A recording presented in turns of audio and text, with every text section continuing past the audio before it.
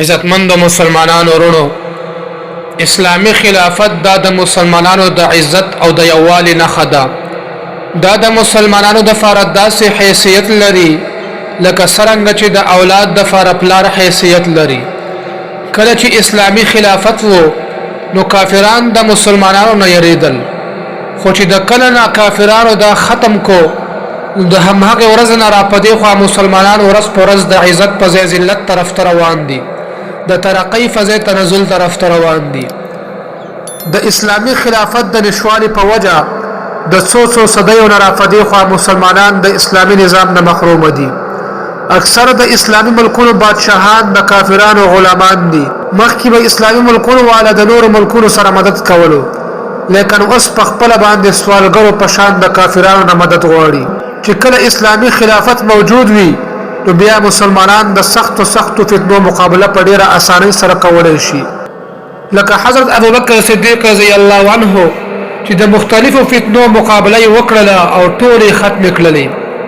علماء لیکلي چې په مسلمانانو باندې دا واجب ده چې اسلامی خلافت قائمولو دپاره کوشش وکړي، د دې دپاره چې په مخ د ځمکه باندې اسلامی نظام قائم شي، اسلامی حدود او قصاص جاری شي، او دغه شان د ډاکوانو نه چې کوم د لاسونه کټ کړلی شي او د عوامو جګړې ختمې شي.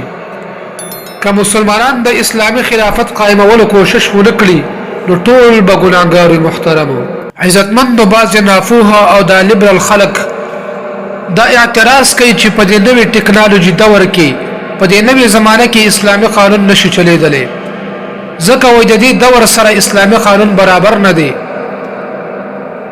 د دې اعتراض جواب دا د محترمو چې د قانون خو سخپي او ښکر نه وي چې په خپله باندې به قانون روان شي، ځکه ته اول اسلامی حکومت قائم کا بیا ګوره چې څنګه چلیږي. اسلام خو داسې یو جامع قانون دی چې په راتلونکي هر وخت کې په هره زمانه کې دا نافذ کېدلی شي. که موږ د نبي علیه الصلاة والسلام سیرت وګورو محترمو، نو کله چې هغوی دنیا ته تشریف راوړو نو په دغه وخت کې دنیا د کفر، د شرک او بدو اعمالو نه ډکه وه. د حرم شریف نه علاوه په نورو ځایونو کې د زناکارۍ او بدکارۍ بازارونه ګرم وو.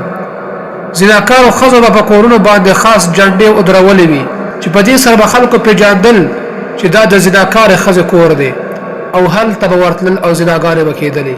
هر طرف ته غلا او ډاکې شروع وي، د بوتانو عبادت به خلکو کولو. په دې سختو حالاتو کې نبي علیه الصلاة والسلام شرعي نظام نافذ کو، د غلو نه یې لاسونه غوڅ کړل، زناکار یې سنګسار کړل او نورو مجرمانو ته یې شرعي سزاګانې ورکړې. نو په خپله باندې معاشره صحیح شوله. همدغه شان کلل هم په دنیا کې اسلامي نظام نافذ شي، په خپله باندې به دا جرایم ختم شي او د مسلمانانو قوت به برقرار پاتې شي.